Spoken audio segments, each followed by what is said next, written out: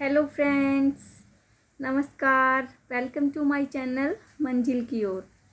मैं आज फिर हाजिर हूँ एक नई कहानी के साथ। तो मेरी जो आज की कहानी है उसका नाम है एक काला कौवा। एक बार एक काला कौवा था। वो जंगल में जो है इधर उधर भटकता रहता था। उसी जो जंगल में एक संत महाराज जी तपस्या में बैठे थे। एक बार महाराज जी के ऊपर पानी की कुछ बूंदें गिरी, तो इससे महाराज जी की आंखें खुल गई।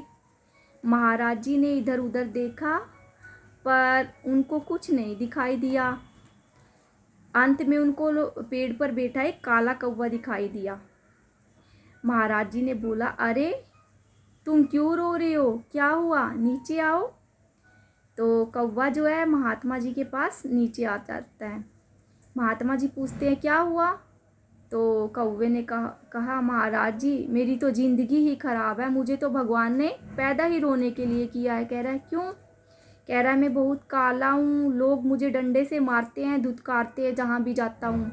बस श्राद्धों में ही लोगों को मेरी याद आती है। वो भी उन्हें ऐसा लगता है कि मेरे को खाना खिलाने से उन्हें उनके पितरों को शांति मिलेगी, इसीलिए, नहीं तो मुझे कोई प्यार नहीं करता। महात्मा जी कहते हैं, अरे कोयल भी तो काली है, फिर भी लोग उससे प्यार करते हैं। तो कौवा कहता है, महाराज जी लेकिन कोयल बहन को अच्छी सुरीली आवाज़ तो दी है, मेरे पास तो वो भी नहीं है। तो महाराज जी बोले, कोई बात नहीं, रो नहीं, मेरे पास तुम्हारी समस्या का हल है। कौवा बड़ा खुश हो गया। वो पूछने लगा, अच्छा महाराज क्या है। तो महाराज जी ने बोला, मैं तुझे एक बार तुम जो चाहो वो बना सकता हूँ।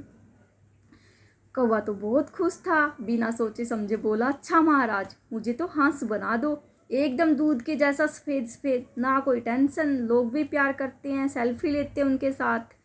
मुझे तो महाराज आप हंस बना दो बिना देर किए।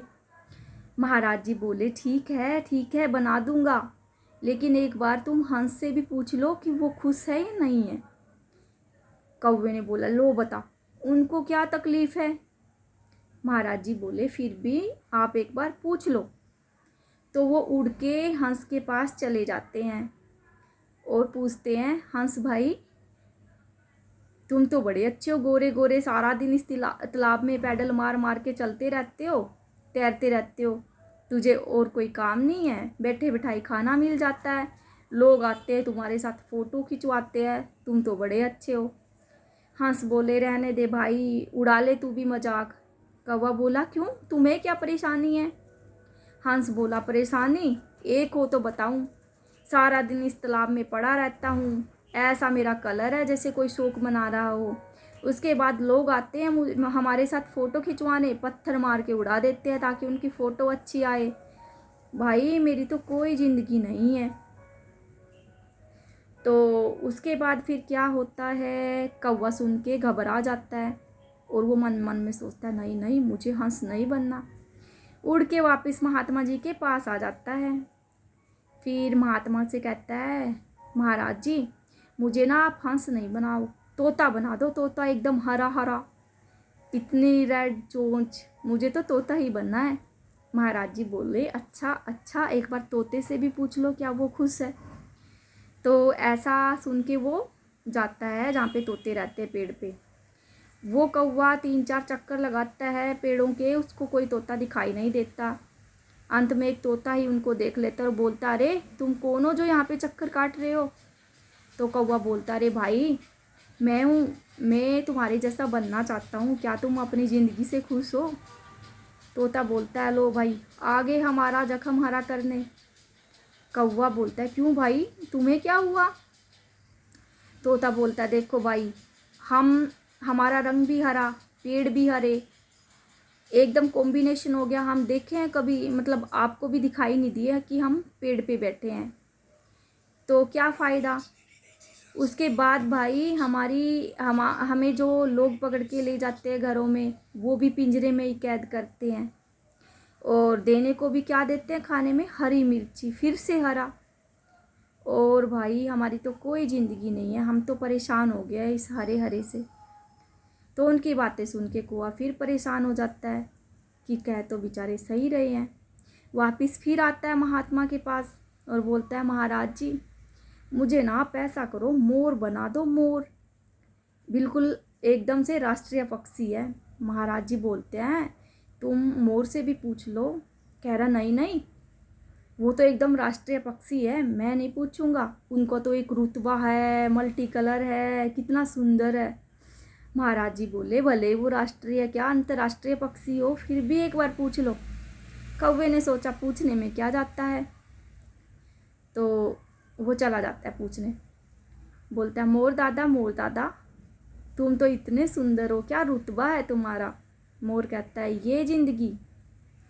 कह रहा, और क्या, जब तुम नाचते हो कितने सुंदर लगते हो, तुम्हारे मल्टी कलर के पंख, ना तुम्हें कोई बिना बात के छू सकता, क्योंकि तुम राष्ट्रीय पक्षी हो, तुम्हें कोई हार्म नहीं कर सकता। तो मोर बोलता है, भले ही मुझे कोई हार्म नहीं कर सकता, पर ये कोई ज़िंदगी है क्या, जो जीते जी मेरे ही पंख मेरे से उखाड़ लेते हैं। कुछ शिकारी आते हैं जो मेरे पंखों को उखाड़ के बेच देते हैं, क्योंकि मेरे पंख हर जगह बिकते हैं।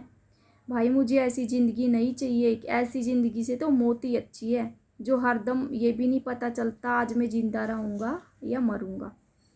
तो उनकी बातें सुन के कौवा बेचारा परेशान हो जाता है। मोर बोलता है, देखो तुम जहाँ चाहो वहाँ जा सकते हो उड़ के, मैं तो सारा दिन ऐसे ही जंगल में भटकता रहता हूँ। तो कह रहा है, इससे अच्छा तो तुम ही अपनी ज़िंदगी में सही हो, ना तुम्हें कोई मार के खा सकता है, ना तुम्हारा कुछ पार्ट ले सकता है, तुम सही हो भाई। कौवे को अपनी बात पे रियलाइज़ हो जाता है। वो वापस आता है महात्मा के पास, बोलता है, महाराज जी मैं समझ चुका हूँ, मैं जो हूँ बेहतर हूँ, मुझे कुछ नहीं बनना है। तो दोस्तों, कौवा तो अपनी महात्मा जी की बातों से समझ चुका है। शायद हम लोग ज़िंदगी में कई बार नहीं समझते हैं।